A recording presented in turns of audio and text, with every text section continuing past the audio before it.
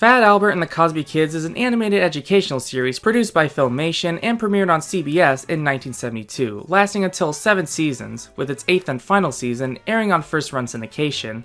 The show is based on the creator's memories of his teen years being in a childhood gang, with the show's main character being based on his real-life childhood friend, Albert Robertson. I grew up watching a few of the episodes. I even had a Christmas DVD that included some Fat Albert episodes.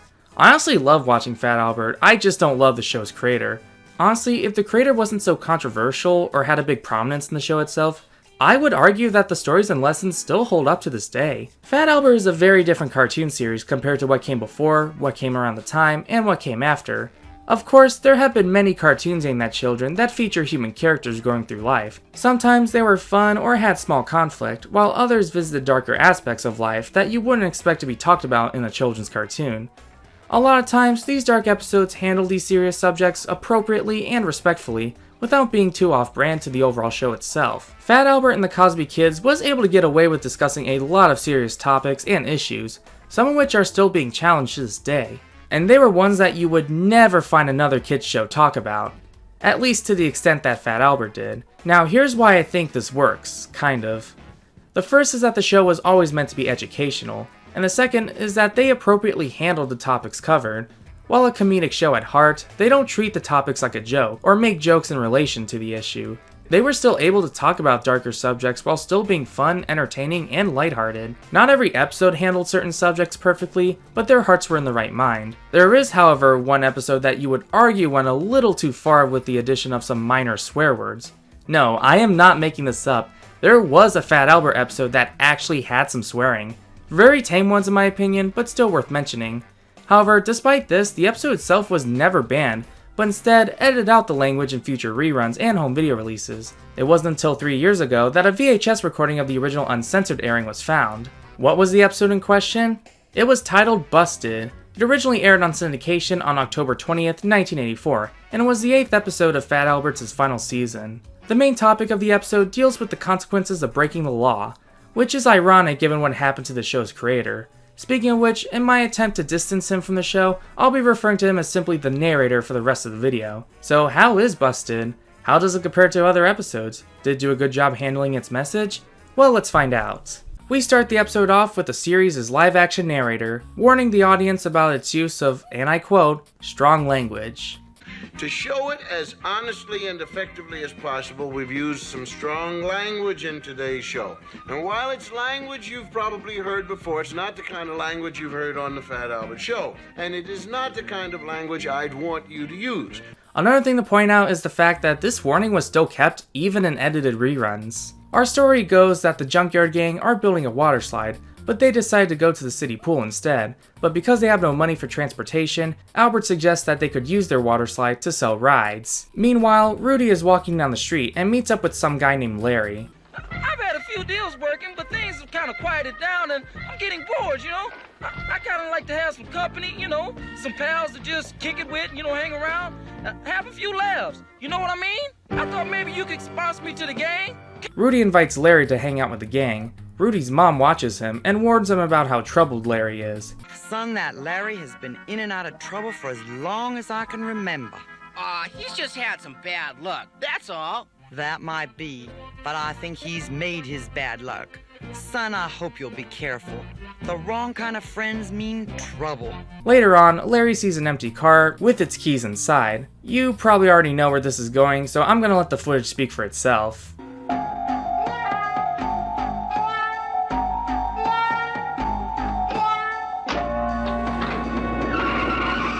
Back at the junkyard, the gang are having trouble making money, so they modify the water slide to a rope ride. After this, the narrator makes his usual remarks on the current situation. Larry shows up, now in different clothes, in a shirt that looks similar to the one in the empty car. Did you put that shirt on, or did it grow there? No sense in telling him to get lost.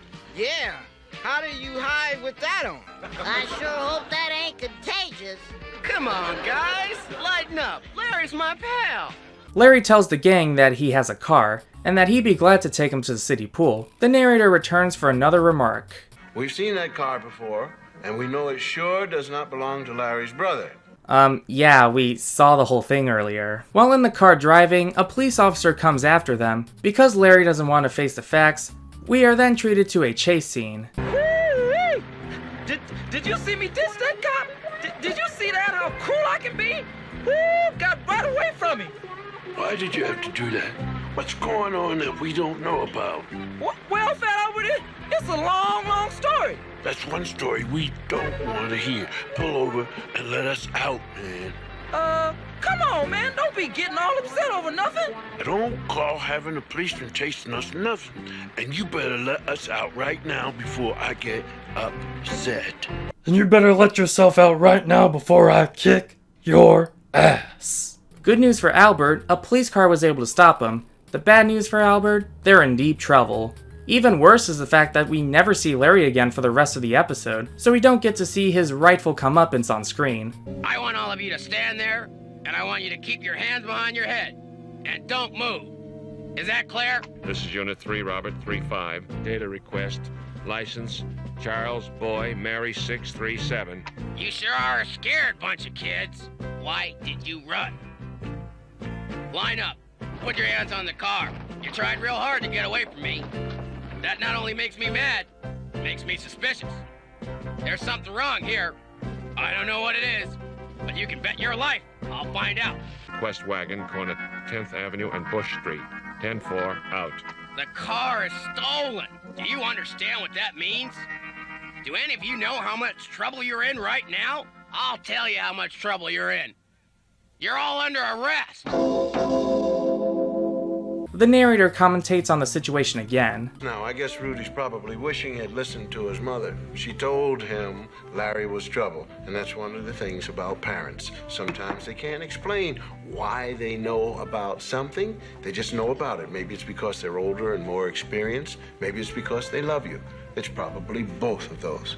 And it's important to remember that when you find them telling you something you don't want to hear.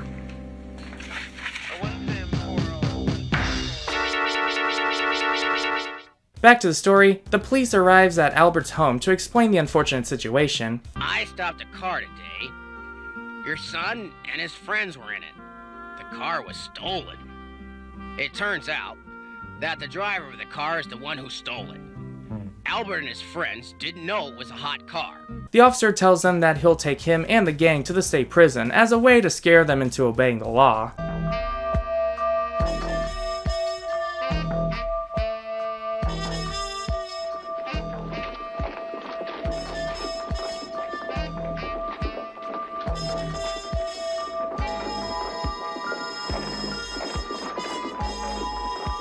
How does it feel when that door slams shut? It's hard to breathe in here. That's what it's like in here. You just can't seem to get enough air. What are you doing here? Nothing except sit and think. I think about my girlfriend. Think about all the things my old friends out there are doing. Sometimes I just sit and think about nothing. What you are about to watch is a comparison between the changes made to the original airing versus the edited rerun. Again, the swearing is super tame. These are men in here that are crazy. Men that will beat the hell out of you and never even know they did it. These are men in here that are crazy. Men that will beat the heck out of you and never even know they did it. What are you staring at, you rotten little bastard? What are you staring at, you rotten little... And if you manage to get through all this without being killed or crippled or going crazy, there's nothing for you to do when you get out. I got busted when I was 20, and I'll be 40 when I get out. Everybody else is out there right now raising kids and going fishing and buying houses and cars and taking vacations. I'll never be able to have any of that when I'm 40 years old and don't know nothing but prison life.